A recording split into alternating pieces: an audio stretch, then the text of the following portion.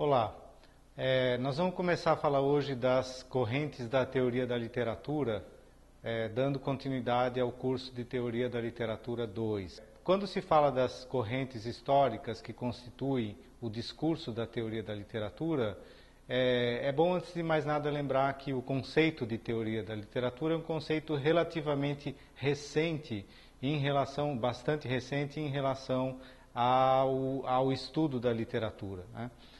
Na verdade, o conceito de literatura mesmo é um conceito que data do século XVIII, né? Existia uma vasta produção de textos desde as civilizações mais antigas, como a civilização chinesa, a civilização greco-latina. Havia muita produção de textos que hoje a gente considera como literatura.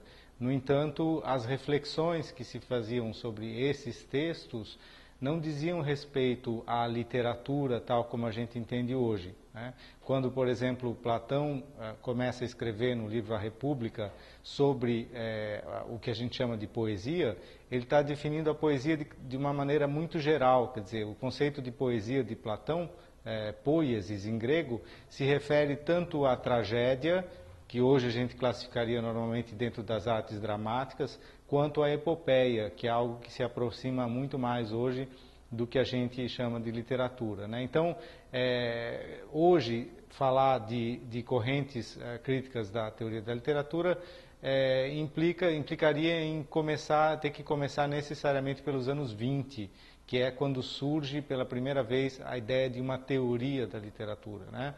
É sempre bom lembrar também que o que a gente estuda hoje como literatura, tradicionalmente faz parte de um campo de estudos, de uma disciplina acadêmica que se chamava filologia. Dentro do que a gente chama de filologia, cabia tanto o estudo da gramática ou das línguas, quanto o estudo daquilo que a gente chama hoje de literatura. Então, na verdade, os estudos de literatura são um desdobramento da filologia, elas fazem parte da filologia.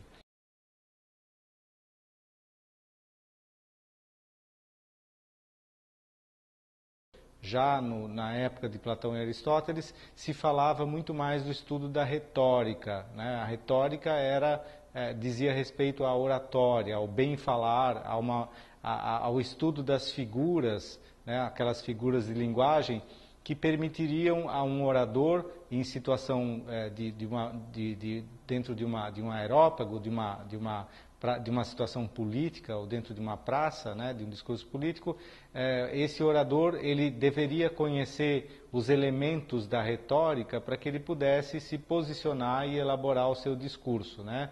É sempre bom lembrar também que entre os gregos, os discursos, a finalidade da língua escrita era preparar o discurso oral, né? Então, na verdade, tudo que era escrito tinha uma finalidade secundária em relação àquilo que era a verdadeira situação de discurso, que era uma situação que a gente chamaria hoje de performática, uma situação viva, né? Então, os textos, na verdade, que a gente considera hoje essenciais para a literatura, como os textos de Platão, Aristóteles, na verdade eram ancilares, quer dizer, eles funcionavam muito mais como uma espécie de apoio para que as pessoas pudessem dizer aquele texto, né? Esses textos funcionavam mais ou menos como funciona hoje o roteiro de um filme, né? Ninguém lê o roteiro de um filme a fundo para entender um filme. O roteiro ele tem que desaparecer e se transformar num filme, né? E o mesmo acontecia com os textos de Platão e Aristóteles. Bem, então a gente vai ter que fazer um recuo no tempo para entender o surgimento do conceito de literatura e de poesia ao longo desses séculos, para poder chegar depois a entender o que é e como se constitui o campo da teoria da literatura.